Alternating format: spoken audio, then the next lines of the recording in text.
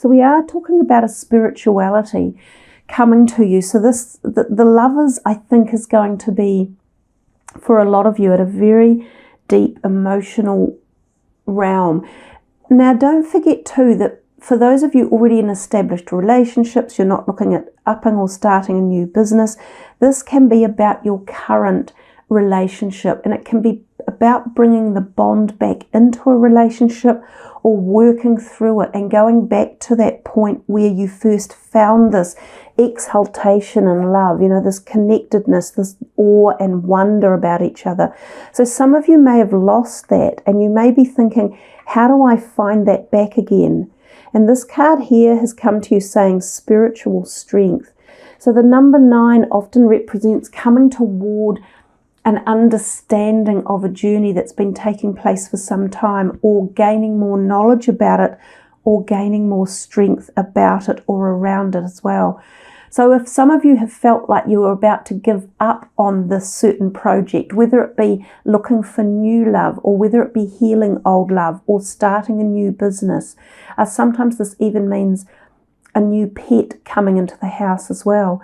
But if some of you have felt that it's time to give up, or you were wanting to move on, you're being asked not to at this point. You're being asked to apply some extra emotion and spiritual wisdom and knowledge to the situation. And that will either support you to help you get through it, or to help you evolve, or to help you find other answers. So go back within yourself, or go back to practices that you have been doing in the past that have tended to be, you know, really insightful and uplifting, I think is the word I was looking for, whereby you gain some extra peace or some extra dividend from the universe that helps you to understand how to move forward, especially if you have been a little bit stuck around this area. And this is even for those of you who might have been looking for new love and you haven't had success coming in. You have to keep going, but you have to broaden the knowledge base a little bit, or broaden your perspective, or call in some of the big helpers around, the celestial helpers. And remember, at the beginning of the video, I said that we do find in April, with just the overall connective spiritual energy that flows around the planet, that there is an ability to tap in a little bit deeper to celestial help. Let's see what another one might be for you. This is also very similar to a tarot deck. This is the Energy Oracle deck, when I can shuffle it properly. I had shuffled all the cards in the beginning with you guys in mind, so it doesn't have to be a full shuffle at this point in time. And actually, I think that is it. So what do we have underneath it? Oh, wow. You know, I love it when the connection to the universe is really there and it's poignant and strong. And I have felt kind of like a lot of connection lately around, especially with the things that are being said and the events taking place and the messages that come through to me as an individual even. But we were just talking about the fact that you can call upon or connect with at a greater level to the celestial help that's around. And I've said to you that the white light energy comes down, and it's things like the Christ energy. Well, in real terms, that picture on the card is the depiction in my mind of Christ. They don't actually say it in the book, but it is very much like the image of Christ himself, and it is the white light image, and there's an emanation from the heart, which is where, of course, we feel love, which is going back to the Lovers card again. He's also getting a great deal of illumination from his head and his mind, telling us that thoughts can be uplifted or enhanced or healed. If there's any worrying thoughts or negative thoughts around you, there can be healing brought to the mind as well.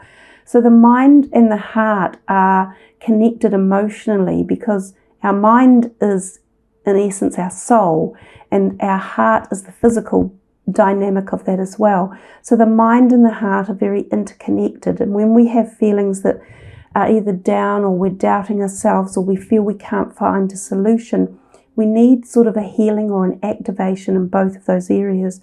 And this healing card is going to help enable to do that. So do call upon celestial advice or help or support if you have any struggles in these areas that we've been talking about in this first column. The colour palette is very beautiful there. I'm picking up so much glorious green, and of course green again is the heart chakra, and it is the healing chakra, and it's very much also the healing energies of Raphael. So we can pop any of the beautiful greens around the stones, in which there's three, well there were two, there's three sitting up here anyhow, which can help to infuse more beautiful, healing, uplifting, positive, thought-creating energy. The other thing with the healer of the card, the healer of the ages, is some of you may be on a journey to become healers, and this may also find much activation at this time. So you might find this physically, you might find sensations starting to happen, you know, like you might be able to feel the heat or the tingling in your hands. You might feel it across the heart, and especially up here on the crown chakra area and the third eye. So some of you might get very strong messages in the month of April, and it doesn't surprise me because Pisces, you are probably, you Scorpio, really two of the top ones that receive spiritual messages and are very psychic yourselves anyhow and tuned into the spirit world. So I think that's a great way to start your reading off there. You have some beautiful messages. You've got gorgeous cards that have turned up, and this one also adds up to 6. So you've got the 2 6s, that's the 6, 6, and this one here is 9, and even if we turn it upside down, it's 6. So the number 3 could be coming through here as a message for you too, and of course that's the Trinity number or the Holy number. So yeah, the deeper you go into that column and the longer you want to spend analysing it personally yourself, I think you will find like hidden answers or hidden messages for your own predicament in life as well, or for the things that you're looking at finding answers to or awareness to. And if you look at the rest of these cards over here, we have a much bluer palette merging, all this beautiful symphony of green over here, and then we're merging into this blue. So blue is much more about communication. It can also be about the throat chakra part of the body. So when we come to this Hanged Man, the Hanged Man is often about a stalling process. So feeling as if things aren't moving along quite the way you want. And that 9 of Wands, the spiritual strength over here, he really talks about that too, as a feeling that you've been, you know, going along this journey, whatever it is, for a while and not feeling as though you can move to the next stage. Well, the Hanged Man has a very similar disposition about him. And in traditional tarot, he has an illumination around his head, very much like this. So I'm getting a lot of illumination of the mind for you guys in this month of April. You might find that something is answered, or something you finally understand, or you are getting a greater connection to your life's journey or who you are, or you are just finding this like aha moment. So the Hanged Man can talk to us about taking time out and reanalyzing situations so that you might feel more aware of the decisions you're making. When we take time out, it's like respite or having a rest or having a break. And when we do that, it enables us to analyze more succinctly certain directions or options or ways to go forward, or how to reach our goals in a more healthy manner sometimes. So he can also represent being at a crossroad to having to make this decision. And we talked about choices over here, and we're still representing choices here. So slow it down and think about your choices that you are making, and do some sort of due diligence around them and some sort of homework, and say to yourself, you know, what if I took this option and what if I took that option, and write out a list and really go into it a little bit and see how your heart feels when you're writing the list. See what sings to you the most, what feels the most benevolent and positive, and that's the road that you normally should be walking down. If you think to yourself, Yeah, I can see this option A. There's like this I'm not sure about, and I don't think that's quite right, but yeah, I'll take it anyhow. You can almost be guaranteed that a few months or a couple of years down the track, you'll wish you hadn't taken it. So the Hanged Man is the preface of a warning, if you like, but it's not really a warning. It's a card of invitation to see the good possible opportunities around you and the amazing opportunities that await you. It can also represent a bit of a stall in time, so things being held up for one reason or another, and that's something else. So if you are waiting on something to happen really quickly, things might slow down unexpectedly, which could be an annoyance for you. But remember, the universe makes the timing decisions, and timing is always right. So what it is always meant to be exactly as it is right at that moment. So let's have a clarifier here for the Hanged Man, and we thank you for that. Clarifier for the Hanged Man, thank you. Wow, and that's number 9. It's actually upside down, but in an oracle deck it doesn't matter, and I've probably put them upside down. So we had 2 9s dealt from the John Holland deck. The fact that that's another major arcana, you really have got quite a big reading here for you guys in April, with all these major arcanas jumping out as well. So number 9 is the Hermit card in the traditional tarot, and the Hermit is about taking time, going into a place to find higher awareness and a deeper understanding of the whole realm of life. When you get cards like this piling up together, and the messages are very, very similar from the Hanged Man and the Hermit card, that's very powerful information for you to digest and take on board. April could really be a time of spiritual illumination or spiritual awareness and answers and growth. So I think it's a personal month for you guys to analyze situations, whatever they be around you, where you have to contemplate your position in the things that are happening. So it's not so much about perhaps other people, it's about your internal choices, your decisions, your ethics, morals, your integrity values and things like that. Now the Solitude card or the Hermit card, it's always known as seeking wisdom of the ages, and she holds a book, like an ancient book of knowledge, on her hand there, and she is learning it. And she is learning it by taking time out, by spending time on her own and finding inner peace and listening to her soul's messages, you know, like your higher self, your spirit guides. You just find those sort of answers when you have a bit of solitude, peace, rest, and harmony in your life. So this column here is flowing very much on in through into here as well. I think that this column resonates or is directing itself to have one of these cards chosen for the reading, and these are quite intense. They're very spiritual messages. These are done by Nari Anastasia, and they are called the Cosmic Reading cards. So we will just shuffle here for Pisces and ask, what is the further clarifier or message for them around this, you know, spiritual illumination or awareness, and messages perhaps that are coming for them. Some of you could find a heightened interest in your spiritual journey of life or your connection. Some of you might find yourselves asking what life is about. You know, why are we here? Some of you might go into further education or religious or spiritual practices. There's definitely some sort of presence and there's some sort of connection for you guys. I feel it's, you know, really rather beautiful.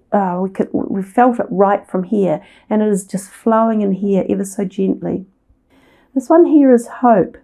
So, and it's number 16. So we're back with another 6 again in the messages. But what I'm going to do is read to you for the message of the card.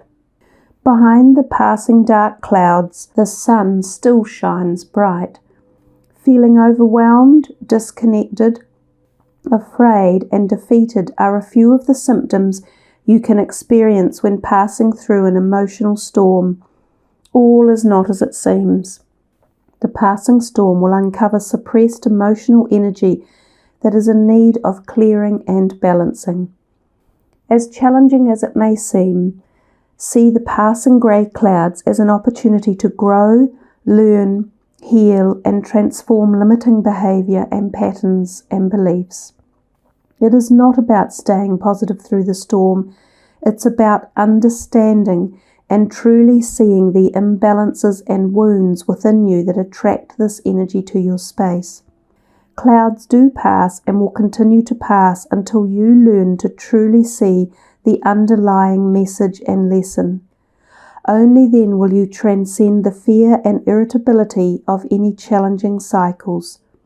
Once you are able to understand your magnetic connection to the challenges that surround you and heal those imbalances with love, storms will cease to affect you as they once did. For now, there is stillness and hope in knowing that the sun still shines bright behind the passing dark clouds. It is then, through this renewed clarity, inner knowing and strength, that you will be able to manifest a life of choice. For no more will you see passing storms as a destructive force to be reckoned with, but rather an opportunity to evolve to higher states of conscious understanding. It is through this act alone that you are reborn to a world of wondrous manifestations and fulfilled dreams. You can say a mantra or a prayer that she has inscribed here for this card, and it says, Holy Spirit, please guide me to see this situation with deeper clarity, love, and understanding. And the chakra that's associated with this is the sacral chakra. So it's quite a deep message. It makes me feel that if some of you have been going through any times where you have felt this kind of like inability to understand or connect with problems or issues in any area of your life, then these messages here have kind of very succinctly gathered to say, take some time out, rethink the strategies, find the higher awareness, find the higher answers, connect to your greater self, to the more global aspect or awareness of life and of the cosmos. And therein you will find the peace and the answers that you're seeking. But both of these cards indicate this kind of feeling of solitude. And we mentioned before that in solitude, you find what it is that you need, and you are able to analyze situations and restructure how you think about them, and know that there is nothing that you can't get through. And the more wisdom, knowledge, clarity, and awareness you have, the more hope that you are able to bring into your life as well. And then all the manifestations and the dreams become a reality. And speaking of that, we move to the Ace of Swords, which is an ace, which is great. The Ace of Swords is the one that is tinged with a little bit of a barb, as we can sort of see from looking here. He holds that sword high up in the air with these two kind of wreaths hanging off either side, as if to say, stick it. You know, I've won, I've made the success, and I'm the champion. And that is what the card represents. It's often like a battle or a duel that's been fought, and you've come out on top and you've won. But you've won at the cost of something. So sometimes this card can turn up when there are things like a separation that's heading into full procedure. So as if you've been on the cusp of wanting to separate from something, whether it be a business partnership, a relationship, or a romantic, like a marriage or a long-term commitment, and there might have been fighting and coming and going from it, but eventually you get to this place where there is a triumphant outcome, a success, a parting of the ways to enable movement forward, because the aces are always about new beginnings. So it's like saying goodbye to something that has been a bit traumatic or has been lengthy in procedure to get you to this point. It can be the sign of divorce papers turning up for signing. It can be something being nulled, like the dissolution of a business or an association, or a commitment or a relationship. So it bodes success and positivity heading forward. Let's ask the angels for a little bit more clarity around what this might be. Asking the angels for clarity around the Ace of Swords. Compromise. And that is the way forward, especially sometimes when the Ace of Swords has turned up, there is a lot of like attention. It's like we're determined to win almost at all costs. We're determined to prove our point. And sometimes if we do compromise, we get balance much quicker and we get resolution much quicker and we get outcomes and we get movement forward. So if some of you are still wanting to battle when the Ace of Swords turns up and perhaps documents turn up for you to sign, they could be legal documents, it could even be things like buying a house or buying a business or starting a new business, and you've been trying to negotiate what you want and it might not all be there for you. You're getting a really strong message about the act of compromising and saying, yeah, okay, look, I think we're 80% there, so perhaps we'll sign the deal. So I think we're 80% there on moving forward away from the dissolution of this business, so let's just give in and do it. So compromise is a really big task maker around creating success for this and having you guys move forward into the next step. So don't be too stuck on determining, like